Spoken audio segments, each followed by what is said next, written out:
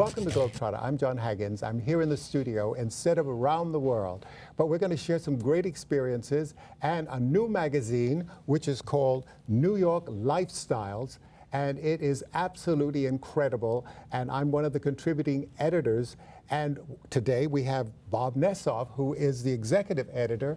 And he is going to share some of the great stories that are in the magazine and talk about, for instance, the cover, Bob. Well, I mean, we've had a couple of interesting covers. Our first cover was Ernie Anastos, who is a Fox newsman. Ernie is a New York institution. We named him our first New York Lifestyles magazine icon. Ernie was at ABC and a couple of other stations, but he found a home with Fox. He's been there about 35 years. Unbelievable. Very well known, very well respected. And as a journalist, you know that the one thing that's most critical to you is your reputation. Absolutely. And if you don't have a reputation that people can count on, you're nothing. Ernie has got a reputation that is absolutely fantastic. Oh, yeah. Our current issue is with Penn and Teller, that crazy duo with their phenomenal magic tricks. Now, that's Penn, that's Teller. Teller does not speak on stage. Off stage, he's almost the same type of personality, a very, very soft-spoken, quiet, polite individual, which kind of belies the fact that the two of them are libertarians. They're not agnostics. They're just crazy. But they're on Broadway right now. They're on Broadway right now. They'll be there, I believe, till August 16th. Right. And then they go back to Las Vegas. They're originally from the New York area. Yeah, and they do great tricks. They do wonderful, magical things that just sort of amaze you, you know? I sat there and watched them and could not figure out how they did it. And I've watched behind the scenes with other magicians. Right. There was an empty box on stage at the outset. People were invited to come up from the audience, sit in it, stand on it, play with it. And then they closed it and they put it there. There was nothing around it, nothing covering it. The show started, the cover comes up, and Teller walks out of the box. Then later on, he had a bowl, a fish bowl, that was completely empty. Wow. And he's running his hands through it, and as he's running his hands through it, it's filling with goldfish. Wow. It's amazing. I mean, they are amazing. Magic is amazing. Yeah, it is. And they say there's no such thing as magic. Well, that there's always a way to do it, and they love to debunk so-called magicians. Yeah. And it's a slip of the finger, the eye, whatever. And sometimes I think it's a distraction that somehow they manage to get all those tricks done. This is a new magazine, and it just started in June. And this is now, we're going into the 3rd edition, and it's just so exciting. And we've had some wonderful experiences because we've included travel stories and food stories. And I think it's just such a marvelous thing, because when you travel, you have to eat. So therefore, it's a great combination. You know, we've included some great restaurants and some great travel stories. It is. I'm very happy to say that you have been one of our main contributors on travel and on food in New York City. It's drawn quite a readership. Our first issue, we were looking for returns from the distributor. We found that there were no returns. The magazine was completely gone. Sold out. That's we understand the same thing with Lifestyles, with the 2nd issue with Penn and Teller, and we have our next issue coming up online. It's going to feature John McEnroe, the brat. Right. With the U.S. Open coming up in Flushing Meadow at the end of August and through the middle of September, it should be quite an exciting issue as well. And I believe we have a couple of stories from you in there again. Oh, yeah, absolutely. But I think what's interesting, too, is I see men on the covers. Are you ever going to put women on the covers? We intended to. We wanted to use Robin Roberts as a cover. And I'm not quite sure what happened. They told us that she was jammed up, could not do it. ABC suggested Ginger Z as a substitute, and we agreed to that, and then Ginger Z was busy. Oh. So poor John McEnroe came in 3rd. But you're going to continue doing this, and I think first of all, where can one get the magazine? I think that's an important factor. It's distributed throughout New York. I know Marvin Scott over at Pix 11 found it in a news box in front of his studios. Right. It's going to be in restaurants and gyms and boxes around the city, in concierge buildings and what have you. Yeah. Right. We've got a pretty solid circulation. Right. Hard copy in print and internet. On the Online. web. On the web, I understand we have about 200,000 hits a month on it. So it's really getting there. It's getting around. That's wonderful. Everyone's so excited about it. Everybody that I talked to, when I was at the Caribbean show, I showed the magazine, and everybody said, "Wow, that is so fantastic! How do we get in?" You know, so it was just it's a Tell wonderful them to contact us. Exactly. But, you know where I live. But it's all these wonderful people who are, just excited about a new magazine, a publication, and it's also tangible, which a lot of things they don't sort of see as, for instance, the internet. They don't see it as being. Some people don't seeing as a new age, but also when I think some of the people, perhaps they're a little older, they see the print as being something tangible and they can really relate to it. It's the difference between reading a book on a Nook or a Kindle or actually having the physical book in your hands. Right. That's why we decided instead of just going internet, we will have a good solid print distribution. We expect that we're going to go up substantially in circulation, right. hard copy circulation, probably by October. Which is fantastic. Yeah. And you're going to have a party too, I heard. Oh, we are, and you will be one of our honored guests. I am so excited about that. Yeah. We didn't show Ernie Anastos' cover, and I think that this is fantastic. This was the first cover in this first edition, and he was such an incredible man. As a matter of fact, he still is. Yeah, well, he still is. You're right. He was at a party for the NBA for the Greeks, as a matter of fact, because he happens to be Greek. And it was just such a wonderful thing. He's so generous with his time. I'll tell you a quick anecdote about Ernie. When he went into the Army, they began dividing people up by religion, Roman Catholic, Jewish, Protestant, and he and another fellow were standing on the side, and they said, "Well, what are you?" And he said, "We're Orthodox." So they put him in with the Orthodox Jews. That's funny.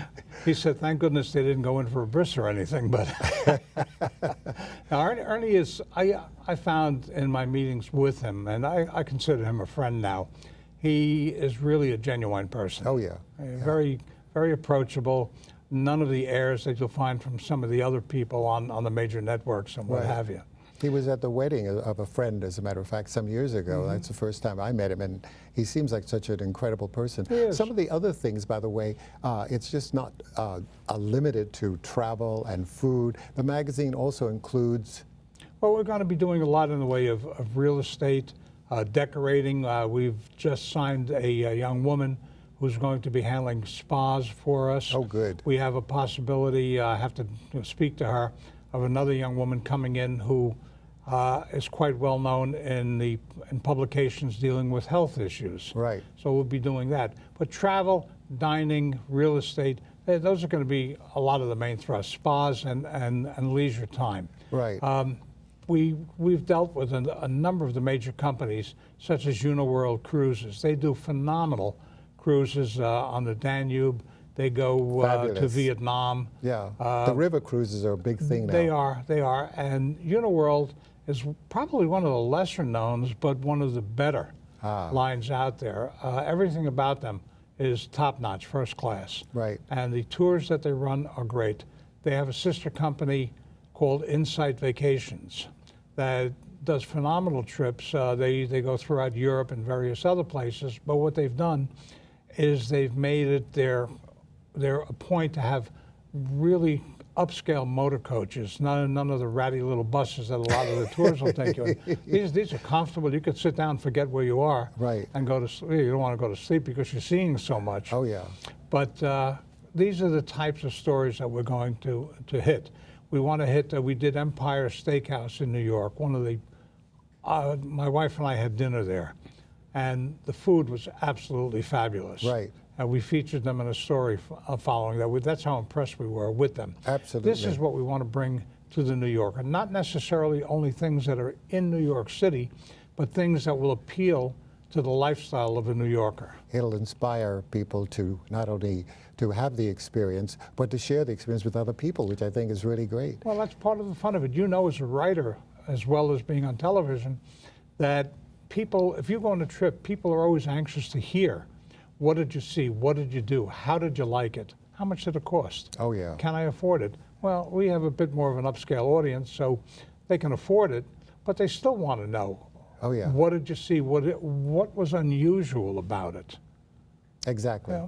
Exactly. The scene right behind us is the Lamani restaurant, which was fantastic, a Mediterranean. My God, the food. We waddled out of the restaurant because we had so much food, and it was so delicious. And my mouth is watering now thinking about it, But there's so many great restaurants here in New York. I think you did a piece on that for our coming issue on Lamani. So Absolutely. Whoever's watching, read the issue, see what John thought of Lamani, and then go patronize them. Oh, absolutely. It's just an amazing thing, especially when you have good food.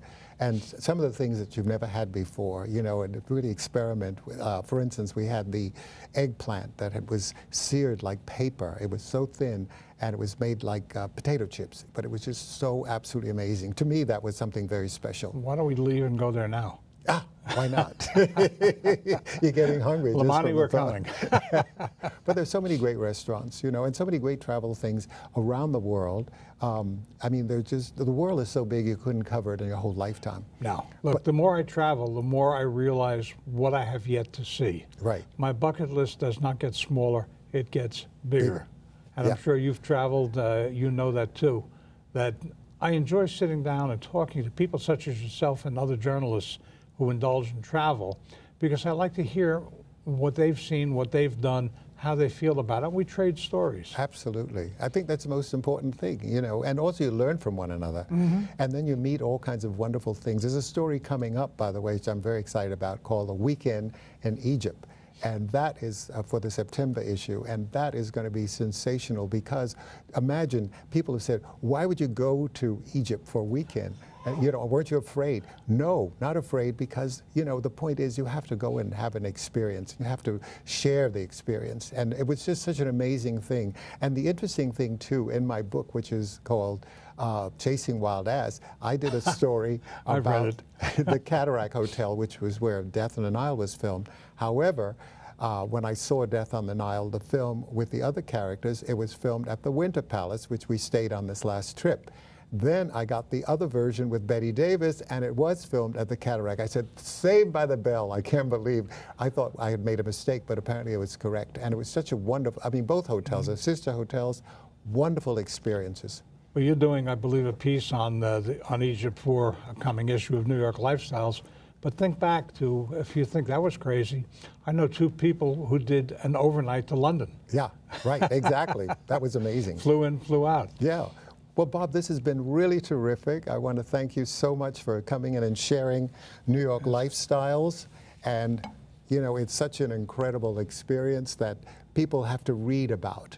And then they'll be inspired to travel and to go to these wonderful restaurants all around the world. But pick up the magazine first, read it, and then see where to go and what to do. Exactly. Thank you so John, much. Thank you. Chasing Wild Ass. Oh, it's not what you're thinking. It's a narrative of my travel around the world. I have interspersed photos and aromatic recipes, which allows you to dream, discover, and rediscover these great destinations around the world. The title of the book came about while we were chasing jackasses in Kutch Wild Ass Sanctuary in Gujarat, India. And I thought that was a great title for the book. This is food for the soul. Not only does it allow you to dream, it's adventure, it's history, it's culinary, it's culture, with a sense of humor to spice it up. Chasing Wild Ass is a celebration of life. You have to live each day as if it's your last. Remember, my world is your world, so get up, get out, and travel! I got an incredible guest, and her name is Maybelle Webster from Web Mad Photography. She does all of the photography for our great restaurants in New York Lifestyle magazine, and I'm so excited to have her here. She also does retouching, but we're going to talk about that after. Now, what I love is the fact that you're here and these great photographs that you absolutely come up with, you dream about. You have, a background is yours, which I think is fantastic, on chroma key, and we feel like we're in the restaurant. We're do dining. too, yes, yes. Remember Lamani, that wonderful food that we had, and we waddled out because everything was so good? It was so delicious, yes. And the ambiance was just so perfect. Yes, it was, for the pretty place, Yeah. like being out in the ocean. But you know, I think also what happens is, imagine the food. I mean, the food was just so amazing, wasn't it? It really was good. And yeah. Mediterranean food is so fantastic. It's so fantastic. Yeah. Yeah, and the chef was very, very, very friendly. Oh yeah, yeah. So the management, everybody there was just really terrific, and that makes a big difference when you go out. Because if you want to have a bad time, you stay home. I think the same thing. Yes. But also, tell me about, you know, you were a model. That's when I first met you, like in 1982 or 83, and or you 80 modeled for or me. 80, I remember when you something first like showed that. up. Yes. I remember when you first showed up, and you were wearing a jumpsuit. I'll never forget, a green jumpsuit, and then suddenly you just blossomed into this great goddess in a gold outfit, and you know we did that midday live show. I remember, yes. Yeah, a long time ago. Yeah. But then from modeling, you came to photography, which is your now profession, yes. which is great. And you're doing all kinds of wonderful things, working with me, as a matter of fact, in the magazine, and pulling together great photographs of food, and having the whole experience, and the restaurants. And then you're doing retouching on photographs, which are restoring, actually, which I think is really very important. And we have some photographs today, for instance. Let's talk about the Chinatown, as a matter of fact. The Chinatown photograph is not much retouching, but I did add a person who is actually a wooden person from the 1800s French festival, Carnival, which was bought over or loaned to New York City 2 summers ago over at the Governor's Island. And so that's where he came from. And I saw this great wall of buildings, and I knew it needed something in it. And he came up on my mind, so I put him in it. Plus, I manipulated some of the filtering to bring out the colors of the natural facade of the buildings and the sky. Right, that makes a big difference. And you enhance the photographs, which I think really is amazing. Yes. So our service is not just to fix pictures, but we can create someone else's idea of creating a picture, such as the Chinatown. Right. Composing, making composites of other ideas to put together into one. Right, and then you do these incredible things, like, for instance, you took Nadine, for instance, who was on the Brooklyn Bridge, and you made her thinner. You noticed that. Yeah, you can change all kinds. I did just a little bit. I didn't think others would notice, but yes, she got a little thinner as she requested. And the straightening out of the picture and enhancing everything that was in the picture, that was a good job. Oh yeah, I enjoyed and brought that. the color up, you know. Yes. The other thing that was interesting was you take old photos and that have cracks and whatever, and you restore them so then they look all new again, and that's an incredible, tedious job. It is, and it comes from a practice that I've had from years before. When during my spare time, within traveling around the universe, when modeling and television work, I used to do sketching, drawings with pencil and pen. Very small, detailed work, creating something huge by the end of it. So my mind's already there in regards to working with fine details and small areas, as we do with pixels when it comes to photoshopping and manipulating the photographs, digitally speaking.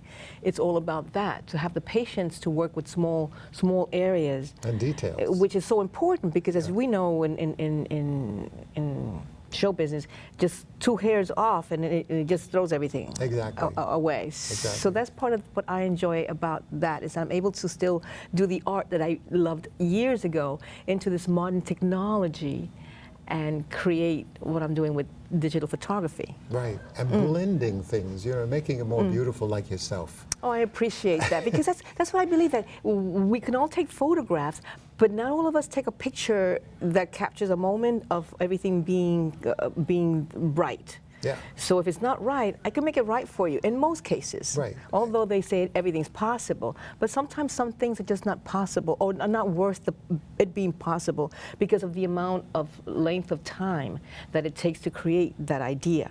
Well, I'm so proud of you. I mean, the fact that you've just absolutely blossomed into evolved. I like the word evolved. I appreciate that. I use the word reinventing myself. No, I think evolve is even better I like because that. you're learning, and you're really using whatever you've learned before, and you're applying all of it. It's like mixing Yes. a cake, and you add more ingredients. Oh, I like that. Yes. You know, and I think that's what life is about. It's really Yes. evolving. Yes, and yes. every day, you Yeah. know.